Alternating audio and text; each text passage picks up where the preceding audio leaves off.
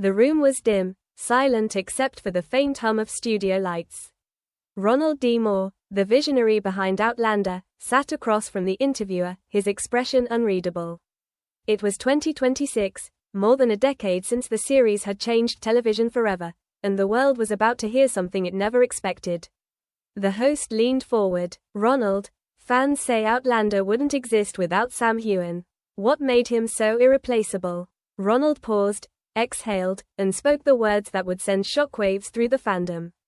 People think they know Sam Heughan, but they don't. The interviewer blinked, unsure he'd heard right.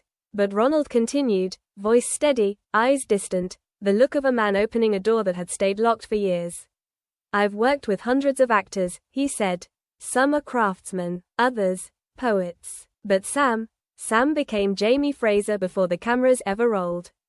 And that's what terrified me most. The sentence hung heavy in the air.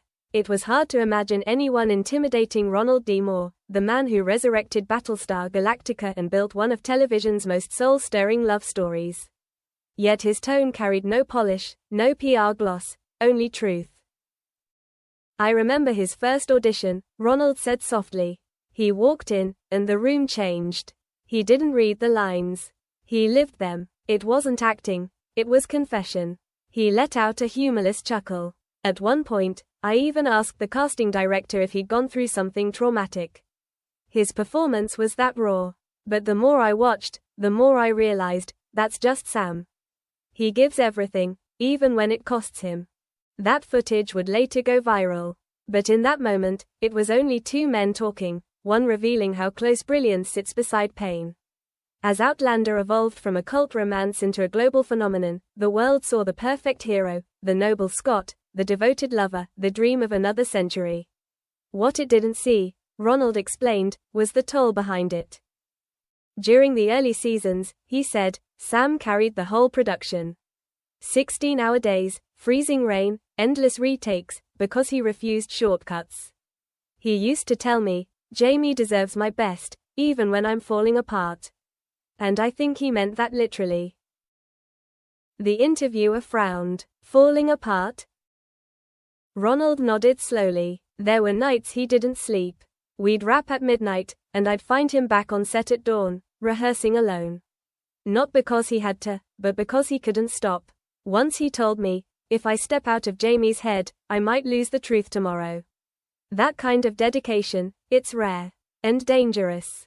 He hesitated. Sam almost walked away twice. The host looked startled. He nearly quit? Yes, Ronald said, once during the third season, and again after the seventh. Most people don't know that. The fame, the pressure, the constant scrutiny, it wore him down. He never said it, but I saw it in his eyes. That weight. He'd smile anyway because he didn't want to let anyone down. Ronald looked away, his voice tightening. There was one scene, brutal, unforgettable. When we finished, everyone applauded. But Sam just stood there, shaking. I asked if he was okay. He said, I don't know who I am right now. That's when I realized, he wasn't pretending anymore. The tone of the interview had shifted. This was no longer a nostalgic talk about a hit show, it was an unmasking. You see, Ronald said, people think fame is easy. That success heals everything. But for Sam, it was the opposite. Every award, every headline, it only pushed him further inward. I used to tell him, you don't have to be Jamie all the time. But I don't think he believed me. The room fell silent. Then Ronald looked directly into the camera. He gave everything he had to that role. And I'm not sure the world ever realized the cost. The interviewer stayed quiet, sensing something deeper. Finally, Ronald said the line that would dominate every entertainment outlet the next morning. There's one thing the public never knew, something Sam kept hidden all these years. And maybe it's time people finally hear it. The lights flickered. Ronald leaned forward, elbows on the table, eyes shadowed but intense. Sam Heughan didn't just play love and pain. He lived them. Every heartbreak you saw on screen came from somewhere real. And that's the truth most people aren't ready to face. He stopped. Silence swallowed the room. The cameras zoomed in, his expression a mix of pride and sorrow, as though he'd just unburdened something sacred. Somewhere in the control booth, a producer whispered, "Keep rolling." Because whatever came next, the world would never see Sam Heughan the same way again. For days, the internet exploded. Headlines screamed, "Ronald D. Moore breaks silence on Sam Heughan's hidden struggle." Clips of his words, "He gave everything he had, and I'm not sure the world ever realized the cost," flooded every feed. Fans were in shock. What had Sam been hiding? What truth had finally been unveiled? Within hours, journalists dug for context. Some insiders dismissed it as overblown. Others hinted the truth was emotional, not scandalous. "It's not about wrongdoing," one crew member whispered. "It's about what happens when someone gives his whole heart, and ends up alone because of it." Days later, the network released the full, uncut interview. In that unseen portion, Ronald leaned closer to the camera. "Sam isn't just a great actor," he said softly. "He's a man who carries other people's pain so they don't have to." He paused. "By the later seasons, I saw it start to break him. The trauma, the heartbreak, it began to blur with his own." Ronald described nights when Sam would sit alone on set after everyone left, lost in silence. "I once asked what he was thinking," Ronald said. "He told me, 'I'm trying to remember which part of this is me.'" The revelation shattered the image of the smiling, untouchable star. Beneath the charm was a man quietly drowning in the space between fiction and reality. But there was more. Around season 7, Ronald admitted, "Sam almost walked away for good. I told him, 'If this isn't making you happy, you can stop.' He looked at me and said, 'I can't. I owe it to them, to the fans, to Claire, to the story.'" Ronald's voice broke slightly. He stayed, not because he had to, but because he couldn't bear to disappoint the people who believed in him. But it cost him. You could see it in his eyes.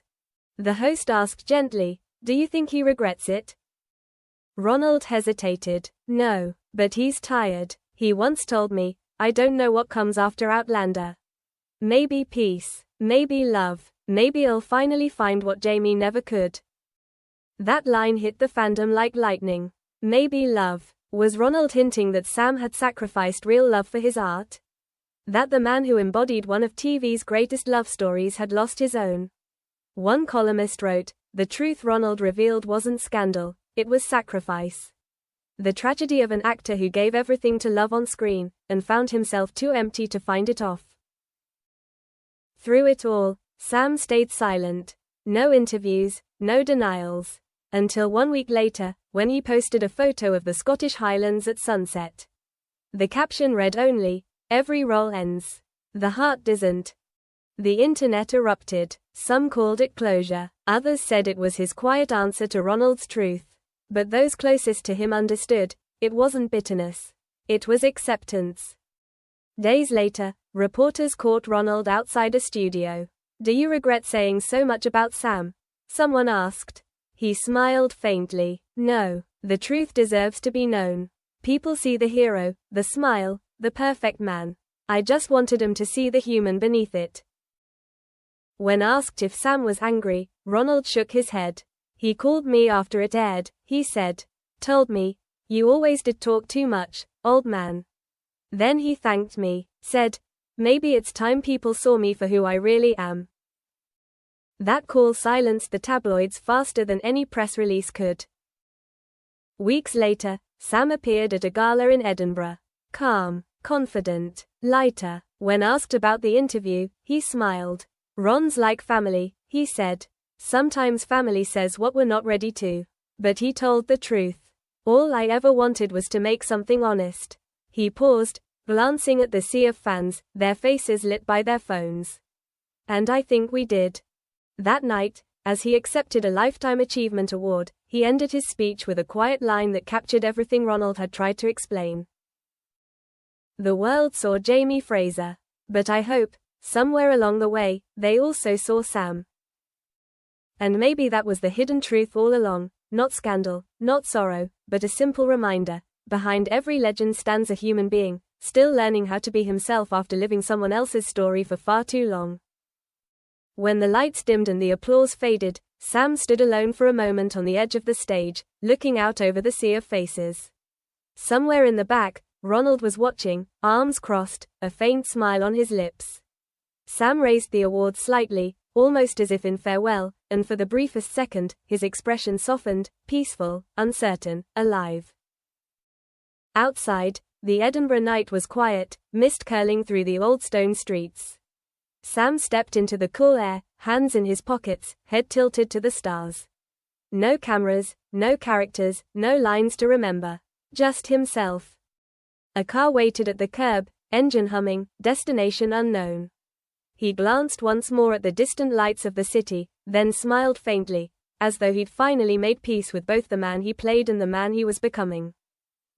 And somewhere, deep in the highlands, the wind carried his words again. Every role ends. The heart doesn't. No one knew where he went next.